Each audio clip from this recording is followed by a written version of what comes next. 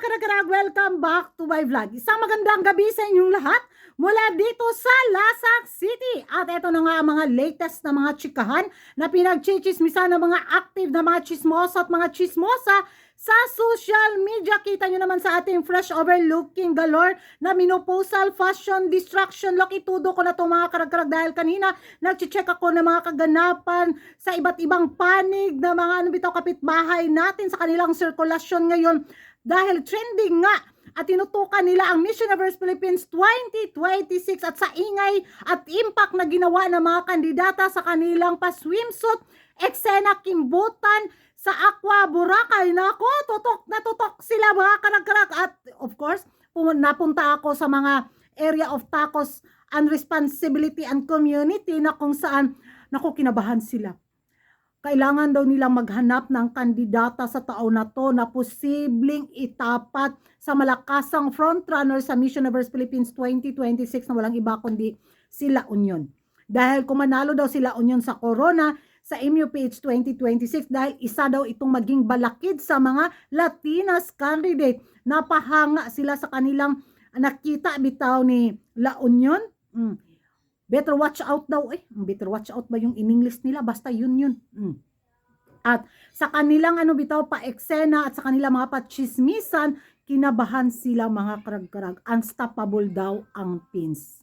Onsa man! Onsay paliton! Walay lighter! Nahurot! So, yun mga karag-karag, hermosa daw ang mga kandidata sa taon na to sa Miss Universe Philippines 2026. So, grabe yung believe ng mga taga-tacos dahil kakaibang timplada daw yung pinakita ngayon ng Miss Universe Philippines 2026 candidate. Kahit sila nahihirapan daw silang mamili kung sino yung makokoronahan. Kung sasakit daw yung bangs ng Miss Universe Philippines organization dahil halos daw lahat na mga kandidata is palaban, which is may mga lakas na mga frontrunner posibleng makasungkit sa corona at isa daw talaga sila Union. Yun yung tinutukan nila. So, kung ang mga taga-tacos area of responsibility ay napabilib sa ating mga kandidata, ay nako, eto na. Ang ating mga mortal na mga himantayon na mga kaaway sa kabilang bakod, mga karag-karag.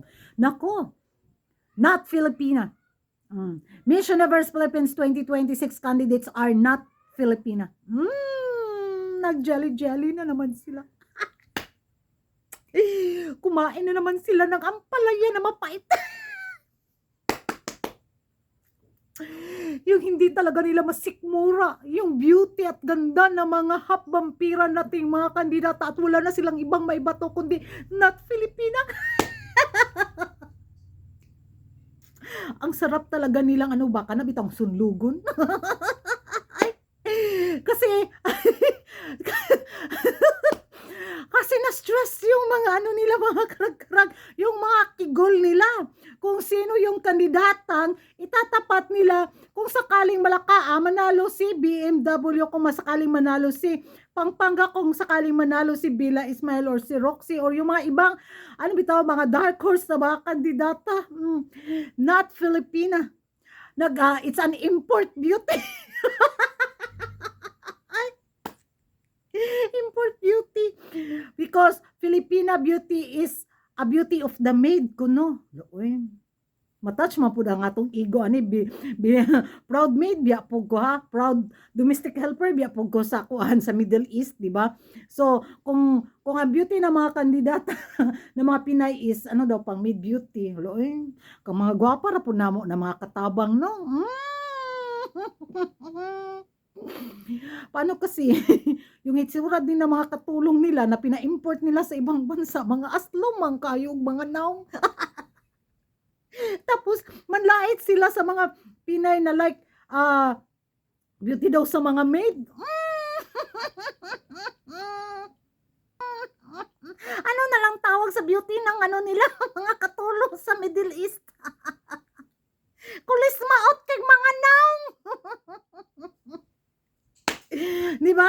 Hindi ko alam kung saan talaga sila kumuha ng kakapalan ng face lock nila. kung makapaglait bitaw sila sa taga-pins.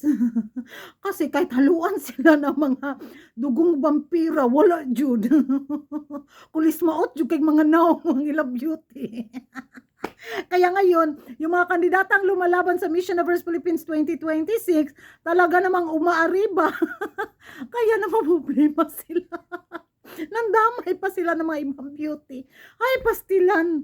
Ay, mawindang ako mga karag-karag. Ang sarap talaga nilang asarin. Paano na lang kaya? Paano na lang kaya? Bitaw no, pregaba, bitaw niya itong mga kapitbahay, no? Sa pinakitang galing na mga kandidata ngayon sa Miss Universe Philippines 2026, wala silang maibato dahil yung mga ibang mga kandidata gumawa ng kanilang mga sariling signature walk, na kung saan mahihirapan na naman silang pantayan, mahihirapan na naman silang tapatan, at mahihirapan na naman silang gayahin. Dahil pag gayahin nila, sasabihin na naman kapikat sila. Kasi yung kandidata nila, hindi marunong gumawa ng kanilang sariling signature walk. Kaya wala silang maibato, kaya yung binato nila is yung pagiging not Filipina ng mga kandidata na hindi rin nila kayang tapatan. Kaya kung ako sa kanila, magdayok na lang sila. Diba? So yan lang ay sa sariling opinion ko lang mga karag-karag. Ewan ko talaga kung ano yung nararamdaman nila ngayon kung sakaling isa sa mga malakas na mga frontrunner ang magwagi. Wala na jud. Ilaban na naman nila yung si ano ba, yung bitawng na nakapasok sa top 10 noon, lumaban si Gasini Ganados. Sino nga yung babaeng yun? Nakalimutan ko na. Di ba? Ang dali lang kalimutan ng mga kandidata nila. Yun na lang, ibalik na lang nila yun sa market. So yan na mga karag-karag, ano yung magiging reaction ninyo sa chismisa nila laban sa ating mga kandidata. Mag-ingay tayo sa comment section at kung hindi ka pa nakapag-subscribe sa YouTube channel ko, don't forget to like and subscribe. Kuragan karagan, hit the notification bell para updated kayo sa mga latest kaganapan at late na intriga sa mundo ng beauty pageant. And thank you for watching. See you in my next vlog. Bye-bye!